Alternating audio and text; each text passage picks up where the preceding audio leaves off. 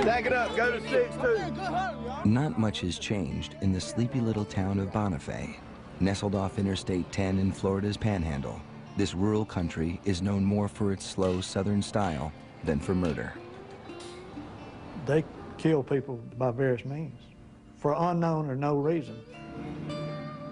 It was a long time ago, more than 2 decades, but there are folks here that still remember the moment when an ill wind blew through town. I remember that she was killed at home, and later on they said that probably a man got off the train and went out there and done it. Geraldine Peoples, just 18, was coming home from the grocery store. And they heard her drive up. Inside, her killers waited. The girl couldn't defend herself. She was 2 hands full of groceries, walked in, and they were caught in the house, commenced to shoot her. But they didn't want to get caught. A month later, Brenda Burton, a wife and mother, was found stabbed to death in her bathroom. The next month, a few miles away in Chipley, Ruby McCary was shot through her screen door. 3 murders in 3 months. It was as if a wave of evil washed over this town, then, just as quickly, went away. Just down the road on Interstate 10, newly elected Sheriff John McDaniel got a call from his officers to respond to a robbery in progress. We had an armed robbery. We think we've got 1 trapped in the building. We may have 1 down. We're not sure what we've got. The robbery was at a gas station just outside of Marianna. It was early in the morning, December 15th, 1980. I arrive at the scene, and I get out, and as I'm starting to approach the little store, one of the officers comes toward me, and the look on his face was just unbelievable. And he said, "We've got 1 down." So I kept moving forward, and as I did, I began to see the opening of the door, and I saw a man's feet, and then I saw some trousers, and then I saw a man with a goatee, and it was my father. He had been beaten with a tire iron and shot. Sheriff McDaniel's father died hours later. 250 miles east on I-10, the Jacksonville Police Department had its hands full. 8 unsolved murders over 3 years, including Deborah O'Quinn. This was a case of an 18-year-old young lady that was sexually battered and stabbed to death in her apartment over in the south side of town. Her body wasn't initially recovered. It was recovered almost a year later at a dump site, and she was actually skeletal at the time, so a lot of your potential physical evidence associated with the body was gone. A trail of crime from one end of Florida to the next, seemingly unrelated, all unsolved, destined for the cold case file. The 8 murders in Jacksonville, the women in Bonifay, the sheriff's father. You want to solve every case, especially one that involved one of your family members. Not once in nearly a decade did police suspect they might have a serial killer in their midst. Not once could they have imagined 2 killers working together, roaming the countryside from coast to coast. The idea was beyond belief. But in my experience dealing with serials, working them, interviewing them, they tend to stay in a certain methodology with slight changes because it's a learning process along the way. They get a little bit better at it. They get a little more comfortable with it. This is different. This is bizarre. Could we have another possibility? They killed at random. No evidence, no motive. In Oklahoma, a woman was stabbed 42 times. A woman strangled, then raped in Louisiana. A little girl abducted at gunpoint in Illinois. But the most explosive and most publicized case centered around the kidnapping, torture, and beheading of a wide-eyed, freckle-faced little boy named Adam Walsh.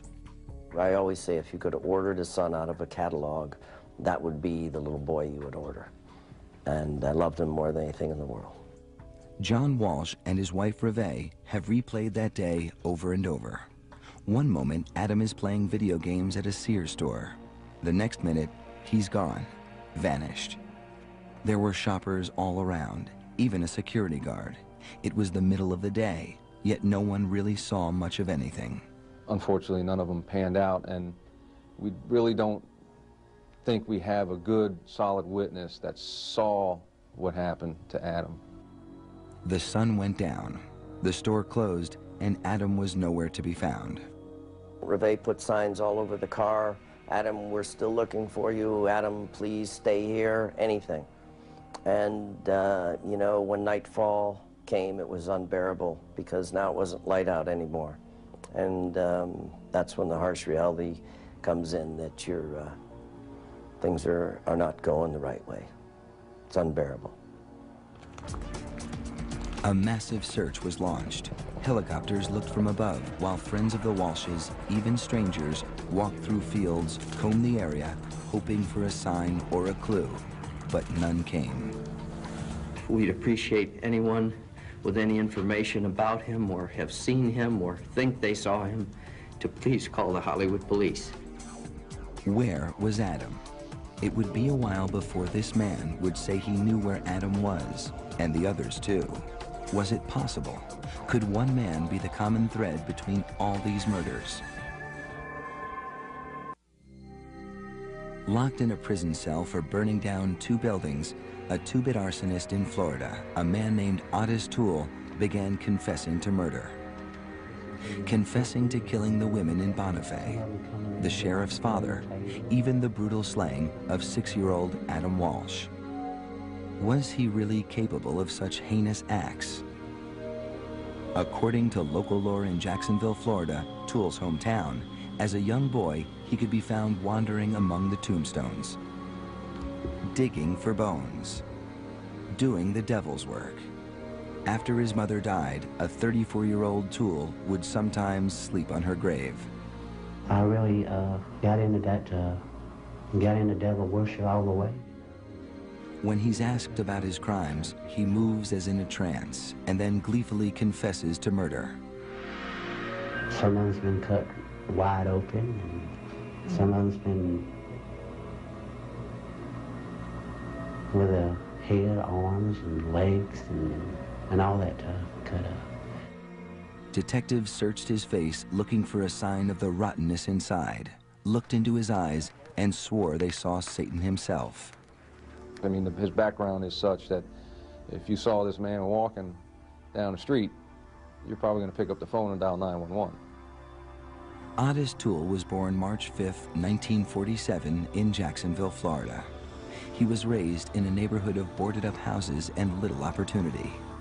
Ottis was the youngest of 5 kids.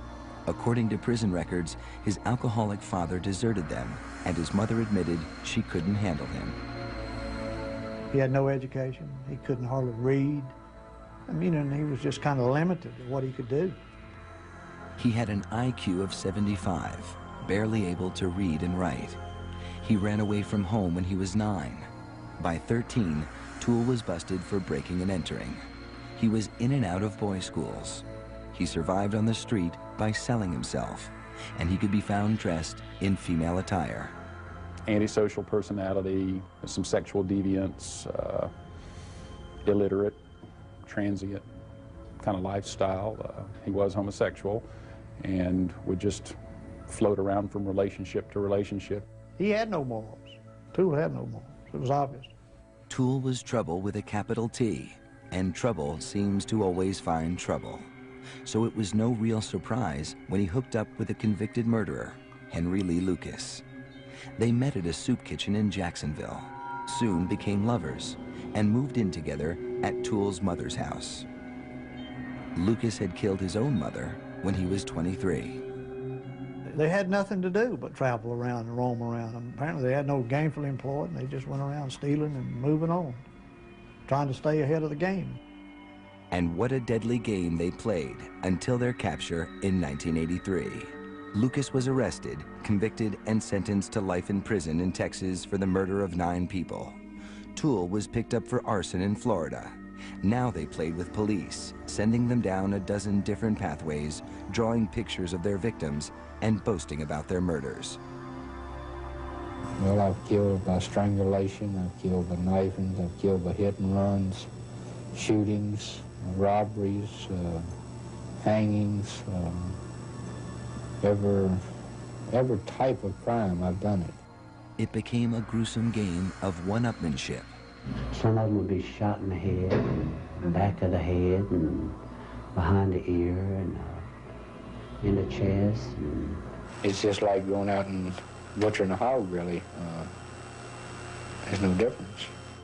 Lucas bragged to police that he killed more than 600 men, women, and children. Toole claimed 125 victims. Some of them would be choked to death, and some of them would be beat it in the head with a tire tool. It was all horror beyond belief. The tale they spun was incredible, but their confessions raised more questions than answers. My father was laying in the floor right inside this door. 8 years after his father was shot and beaten to death at this Florida gas station, Sheriff John McDaniel was no closer to solving the mystery. Yeah, it brings back memories. Then, a break. A call came in from a Florida law enforcement officer. He said, Johnny man, was your father killed in a service station, like a convenience store? Yes. In a displaced area, a 4-lane highway, the different things he was asking. I don't remember what all the questions were. And I said, yes. He said, I may have something. I'll get back with you. Sitting in separate prison cells, first Lucas, then Toole confessed to police that they murdered Sheriff McDaniel's father. I started hitting with a tire tool all in the head. Henry had a 25 automatic. He pulled that gun out and shot him in the head. What did y'all do then? Well, Henry got his wallet and threw his wallet down. And, In a tape-recorded conversation, Toole accurately described the crime scene, providing police with the kind of information only the killer would know. And then Toole said something else. And then all of a sudden, Toole, he closed his eyes and he looks back and he says, there wasn't a hand on that left arm. Well, that was never publicized. My father's left hand had been taken off surgically after a gunshot wound in that hand in the 40s. Imagine meeting your father's killer face to face. Sheriff John McDaniel went to Lucas's Texas jail cell, looked him straight in the eye, and asked, "Did you kill my father?" He sat there for a little bit and he'd look away and he'd think about it in a minute. He says, that's when he says, I was there when your daddy was killed, but I didn't kill him. I was on the telephone. The hands of death killed your father. The two men claimed a sadistic cult, the Hands of Death, hired them to kill, sacrificing their victims and eating their flesh. The stories were outrageous, yet they knew so much, had so many details. The father's missing hand, the murder weapon. He was for real. It was for real. It was not, he couldn't have been making this up. Toole and Lucas were indicted and charged with the murder of Sheriff McDaniel's father. But not all of their confessions would be so convincing to police. In Jacksonville, there were 8 unsolved cases, and the deadly duel of Lucas and Toole wanted the credit. Law enforcement believed that if you're going to confess, you must be guilty. Why would you confess? And we just didn't understand how these individuals work. We didn't understand the personality profile of a person that could do that. Could Ottis Toole have killed hundreds of people? And what about Adam Walsh? Was this self-professed serial killer the face behind Florida's most famous murder mystery? Lots of memories about him, how kind he was to everybody. He was the light of everybody's life, and he certainly was of mine. I waited my whole life to have that little boy. Memories are all John Walsh has left because on July 27, 1981, 6-year-old Adam was kidnapped from a mall in Hollywood, Florida. We're the parents of Adam Walsh, who's been missing since yesterday noon from the Hollywood Sears Mall on Hollywood Boulevard. 6.5 years old. Reve Walsh, his mother, left Adam here, right at a new video game display, while she went a few aisles away to check out a lamp that was on sale. She left him for just a moment. And in that heart-stopping moment, Adam was gone. John Walsh could never forget that panicked call from his wife. I went back, he wasn't there, John. No one would help me. They told me to go to customer service and page him. I went. They wouldn't help me. I'm furious. I'm crying. I've called the police, and no one has come for 20 minutes. Not a cop has shown up here. I said, I'll be there in 2 minutes. Adam vanished without a trace. Had he simply wandered off, or was it something more sinister? When the sun came up, the Walshes were back at the mall again. They asked if I had heard anything yet. And I had the picture up in my visor. I pulled it down. I says, we're looking for him, and we'll find him. With each passing day, a paralyzing fear took hold. I am prepared to offer a substantial reward for any information leading to the safe giving up of Adam. And to any of the people out there that might be holding Adam, we are prepared to negotiate ourselves with them for a safe release of Adam. Police were baffled. How could a little boy disappear from a crowded store in the middle of the day? The parking lot full of shoppers. The police station just across the street. Who could pull off such a crime and not leave a single clue behind? Then, 2 weeks later, a grisly discovery. The worst that we could have imagined happened. Adam's head was found in a canal about 125 miles north of the mall. We think we gave it our best effort to bring him back. I just wish it had a happier ending. Adam evidently was too good for this world. He was much greater than this world. What kind of a monster could commit such a wicked act? The Hollywood Police Department began to search for suspects, beginning with the list of known sexual predators, and then moved closer to people who might have known Adam. A lot of murders are perpetrated by people that have association with the victim of some sort, whether it be family or close friend. So it's obvious that anyone close to Adam was a person of interest, so to speak, and that included the parents, John and Rebe. Rumors ran rampant. The Walshes were brought in for questioning, given a lie detector test, and then cleared. Adam Walsh's killer was still free, roaming the streets. This person is fully capable of doing it again. John Walsh had no idea how prophetic those words would be. 2 years later, a two-bit arsonist behind bars for burning down a couple of buildings in Jacksonville, Florida, would drop a bombshell. He claimed he wanted to come clean about the murder of a little boy. He made admissions that he had killed a young boy from the Fort Lauderdale area and killed him and took him and dumped his body. Very similar to what we believed happened with Adam. What he recounted, the things he said he did, were enough to make even the most hardened cop's blood run cold. In his words, Adam just came willingly with him to a certain point, to where he decided that he was safe to grab him without anyone seeing him and threw him in his car.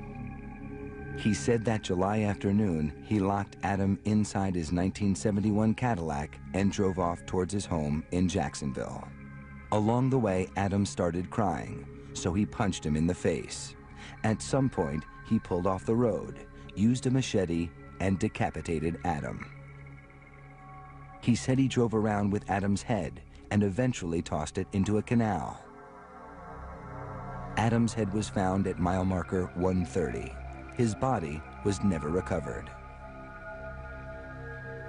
This little boy had no chance when faced with so deranged a killer as Ottis Toole. If he met anybody on the street, they'd be scared of him. He was a weird-looking individual. The way he carried himself, the way he looked, the way he communicated. Toole wrote letters to the media and Disney World, boasting about his evil acts. The words are chilling. I'm the man who kidnapped, raped, murdered, and cut up Adam Walsh. I really love to rape and kill, and I'm awfully good at it. Maybe the best in the business. He even wrote Adam's father. I read the letter and threw up in the bathroom when I was showed that letter. I mean, here's a guy that admitted to me in a letter that he had murdered my son. I have the letter. what he did to him, and he wanted to $5,000. Was it an evil boast? How many had Toole and his partner actually killed? How could the police be sure? I absolutely believe in evil. I've met it firsthand. I've experienced it firsthand. I believe that good and evil walks this planet.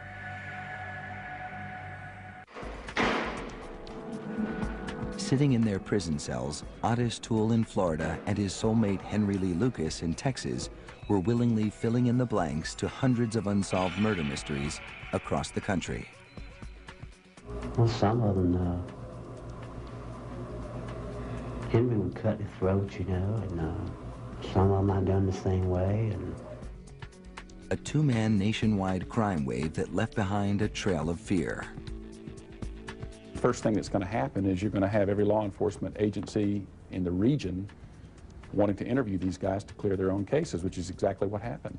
A number of things were successfully solved as a result of talking with those guys. You know, a lot of law enforcement officers benefited from talking with those people. And some families benefited too, at least had the satisfaction of knowing the men who killed their loved ones were behind bars. 210 victims in 26 states. Case closed, or so they hoped. It was an odd way to solve a case. Police had the killers. Now they had to match them to the crimes.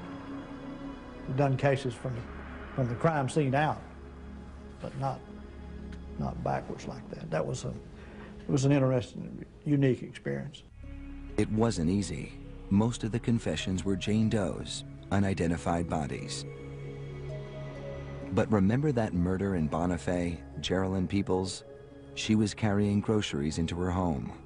Toole said he and Lucas were waiting inside. Adding even more detail, Toole told police his teenage niece Becky and his young nephew Frank were waiting outside.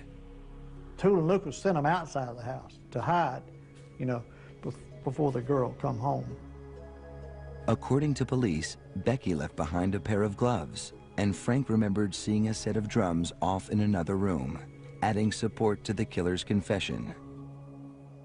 But why would they bring children along?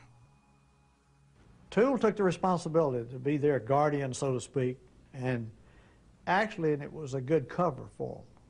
They referred to that several times. Nobody would think anything about it with those children with them. Toole and Lucas reportedly traveled with the kids as far west as California, then north and east to Maryland. They carried a cache of weapons with them: 22s, 38s, knives, a tire iron, and a rope. They camped in the woods and stayed in missions when they could, always looking for handouts. When they needed more, detectives said they would rob and kill, sometimes for food, sometimes just for kicks. They traveled around in junk cars, abandoning them on the side of the road when they broke down. Then they'd ride the rails back to their home in Jacksonville, Florida. From their prison cells, Lucas and Toole took police down their bloody trail. The cops didn't know what they had on their hands. I heard some of the details regarding the homicides. It made Charles Manson sound like Tom Sawyer. Why were they talking? Was it an attack of conscience or something more cynical? Police flew Lucas across the country and took Toole on local field trips to the scenes of their alleged crimes. For men who saw only prison walls, they were living a high life. He liked to feed him good, and he would point out a Kentucky Fried Chicken place. he liked chicken because he never got any in prison. The cops, the killers, and the media got caught up in a feeding frenzy. Everyone wanted more, and Toole was eager to oblige by bumping up his murder count. Well, I've done quite a bit by myself. How many did you do by yourself? I'd say about 125. Now what is he? He is now the center of national attention, regional attention, and he feels good about it. I mean, he's now gained something that he's never gained in his entire life, and that's validation and recognition and praise for doing the right thing. The two no-account drifters basked in the glow of celebrity. They wanted to be together. They were lovers. They believed that if they could get put in jail together, they could live as homosexual lovers in jail, have all of this sensationalism and notoriety, and essentially be the king of the hill in prison for the rest of their lives. That was a motivator. Maybe we can come up with Lucas and Toole as being a suspect in your particular area.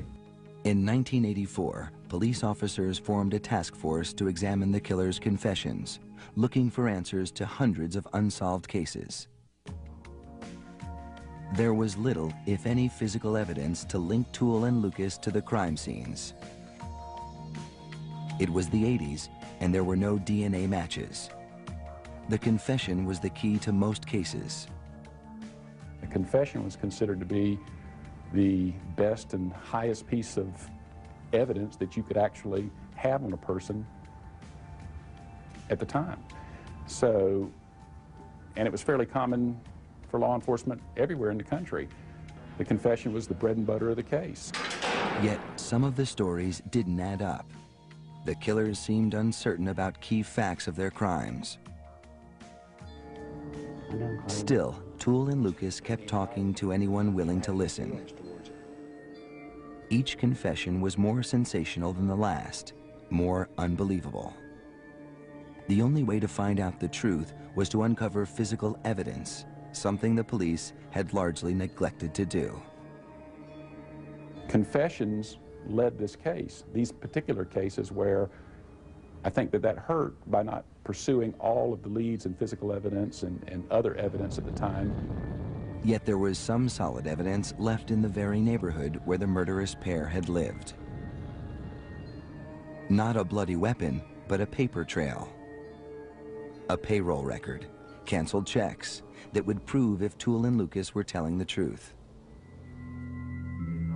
The answer would come back to haunt investigators in the Adam Walsh case.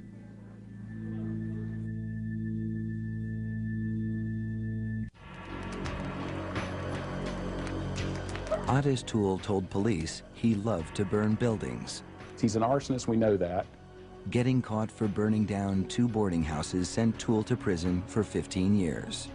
But it was a confession by his partner in crime, Henry Lee Lucas, that sent Toole to death row. Lucas telling, sort of implicating Toole as setting this fire intentionally, kind of piqued the detectives to reopen that particular case. Lucas claimed an elderly man who had died in the fire was someone Toole knew, and the arson was premeditated murder. When arson investigators went back and looked, a liquid accelerant was found.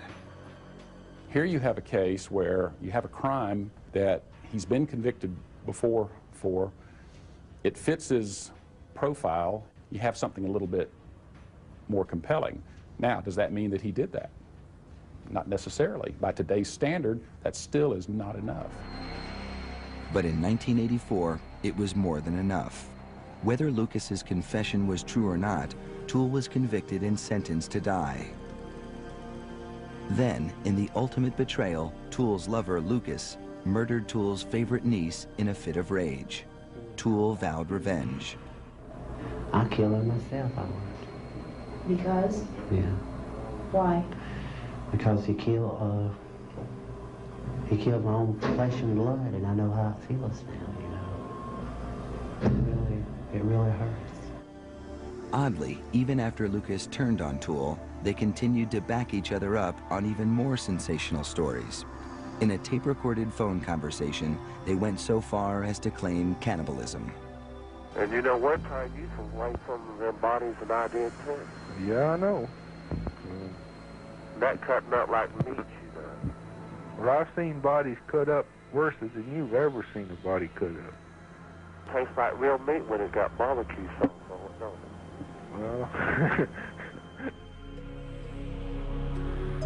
The gruesome claims, the sheer volume of confessions made for stunning headlines, but the outrageousness of the claims left some with doubts. Finally, an investigative reporter for the Dallas Times-Herald did what many police did not. He followed a paper trail that showed many of the claims of murder were lies. He documented that Toole and Lucas were in Delaware and Maryland at the very time they were supposed to have killed 3 women in Oklahoma and Colorado. And although police credited the duo with 4 murders on the West Coast, while sales receipts and employment records placed them on the East Coast in Florida. And on, Toole and Lucas's credibility became severely damaged. Now, closed cases were quietly reopened. We were concerned if it was truthful, because we had cautious flags up that they were, would brag about something that might not have occurred. They may have read it in the paper, or somebody may have come along in an interview and told them about it. And then there were those 8 unsolved murders in Jacksonville. A spate of killings laid at the feet of those 2. We did work a number of years ago and clearly determined that it was not Ottis Toole or Henry Lucas.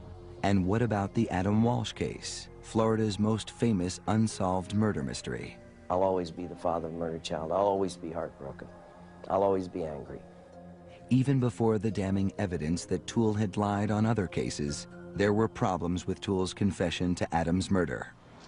It was an odd coincidence that he confessed just 1 day after a movie about Adam's killing aired on television. Toole had access to a TV in prison. Adam! Was it possible that he picked up details from the movie to make police think he was guilty? The movie showed the kidnapping took place at a Sears store. Adam was inside at the toy department. These same details were in Toole's confession. Toole also claimed Henry Lee Lucas was with him when he snatched Adam from the mall. But that was impossible. Lucas was in jail on an old auto theft warrant. Now he changed his story. And then he went on to admit that he alone committed the crime, and he alone killed the child, and he alone disposed of the remains. And there were several versions of how he disposed of the remains as well. The case was made even more difficult by Toole's actions. He'd confess, then recant. He confessed several times, and recanted several times, and then confessed to it again, and then recanted again. That's a problem, especially since you can't place that person, being Ottis Toole, with physical evidence. You can't place him anywhere, anywhere in this crime. Ottis Toole told other prisoners in the prison, because I talked to them, they said he loved to play with the cops. He loved to play with them. He'd give them enough information to make them serious, and then he'd recant it and watch them scramble around like idiots. Was it a game? To find out, police tried to trick him by driving him around and showing him different sites where Adam might have been kidnapped. Toole passed the test. He was taken to other Sears malls, and not just the one here in Hollywood, to see if he would identify the one that he said that he conducted, where he did this crime. And he did, according to what I read, correctly point out the Hollywood Mall, right across the street from the police station. Detectives said he did have access to a weapon, a machete or bayonet, and it was the type of weapon that was used to kill Adam. There were similarities in the instrument that we believe were used, how many times he needed to strike the body to do what eventually happened with the body. And the medical examiner said Adam had been punched in the face. In Toole's confession, he mentioned hitting a little boy. There was similar trauma to the remains where he indicated that he had struck the child. Detectives tracked down the car Toole said he used to kidnap Adam.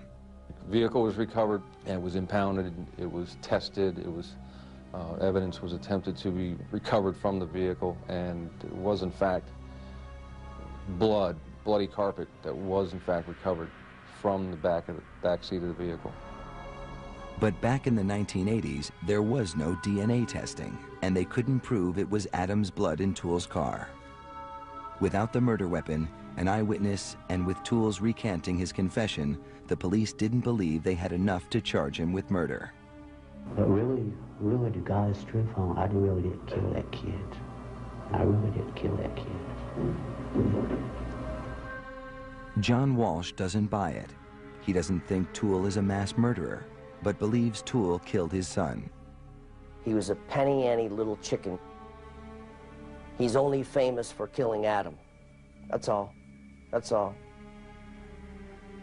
He didn't kill 50 victims, 100 victims. He wasn't smart. He didn't do this. He didn't avoid police. He was a stumbling, bumbling, low-life drifter who happened to pick the wrong little boy. Truth or lies? Ottis Toole admitted he killed 100 people, maybe more, then denied killing one little boy. Really, to God's truth, I really didn't kill that kid. I really didn't kill that kid. Where did the truth lie? A front-page newspaper story had declared Toole and his partner in crime were frauds. So who did Toole kill? How many victims? Even the police couldn't say for sure. Is he the notorious, evil, predatory, cannibalistic, decapitating monster that he's trying to portray himself? I don't believe that. Is he capable of doing some things? Sure. So he may not have been one of history's worst serial killers, but he was certainly capable of murder. Toole was sentenced to die for the arson fire that killed an elderly man, but the Florida Supreme Court reversed the decision, citing Toole's questionable mental stability. Toole pled guilty to 5 murders, guilty to the murder of Geraldine Peoples and 2 other women in the Bonifay area, guilty in the shooting death of a young woman in Tallahassee, and guilty to killing the sheriff's father. 5 lives taken, 5 consecutive life sentences. I was satisfied that we had the right people with the evidence that we had, the statements that we had, and I was able to put it to rest at that. Remember Deborah O'Quinn and the unsolved murder cases in Jacksonville? Toole and Lucas's confessions fell apart. The 2 were no longer suspects, and the cases were all sent to the cold case file. Deborah's father died never knowing the truth, that his daughter's killer had not been found. This man died believing that Ottis Toole was the killer, and we know that he wasn't. We know that now. As for the Adam Walsh case, Toole was a suspect until he recanted in 1984. I told him I killed a kid, but I really didn't kill that kid. Toole said the Hollywood detectives led him to the area where Adam's head was found, and he was able to identify it because police had earlier shown him crime scene photos with a bridge clearly visible. But I didn't show him where it was at or anything, you know. See, I went and found out about the bridge, you know, in the picture and all. Without a confession and physical evidence linking him to the crime, Toole was never charged with Adam's murder. And the case disappeared from the headlines. Then, 15 years later, a lawsuit by local newspapers forced the authorities to unseal the police files. Copied onto microfilm were 10,000 pages detailing the hunt for Adam's killer. Once those newspapers got in those files, they saw one horrible mistake after another. Around the same time that the reporters got into the records, a new team of Hollywood detectives, the Cold Case Squad, took a fresh look at the files. Tucked away in a manila envelope, the detectives found a pair of children's shorts and flip-flop sandals that had been buried in the backyard where Toole and his mother lived. Can you believe that? That after 15 years, they would bring a pair of shorts and a flip-flop that could have been Adam's, could have been our son's, could have been buried in the back of his mother's yard. Proved unequivocally, and no one in that police department ever put it together. It turned out that they were not Adam's clothes, but there was other forensic evidence that might have, with modern technology like DNA testing, linked Toole to the murder. Especially the pieces of carpet that police had taken out of Toole's car.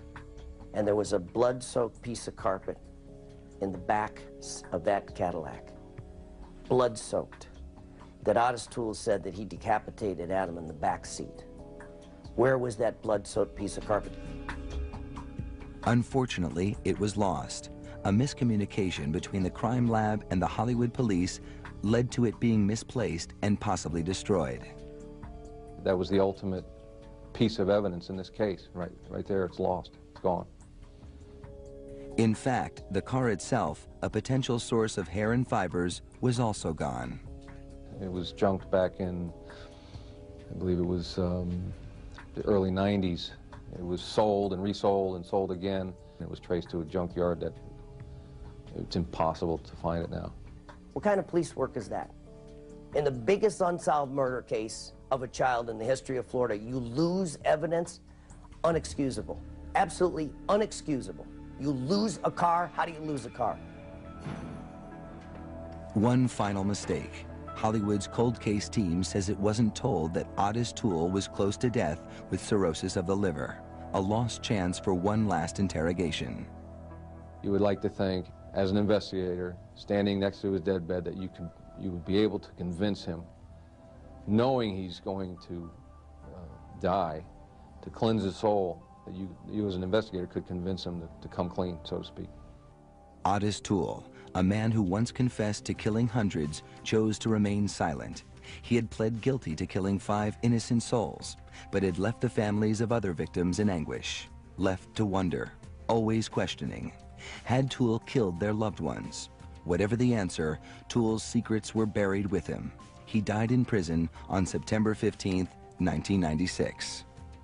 Ottis Toole deserved the horrible death that he got. He should have had a worse death, and I hope he burns in hell for the rest of his life. On a summer day, Adam Walsh was taken and brutally murdered. That's all anyone can say for sure. Who killed Adam Walsh remains a mystery. Next on Cold Case Files, she was murdered. Put the gun to her head and said, "You're in trouble now." I knew it didn't look good. But only one clue linked her to the killer. And that's what we've been fighting for 16 years. The Emmy-nominated series, Cold Case Files, next on A&E.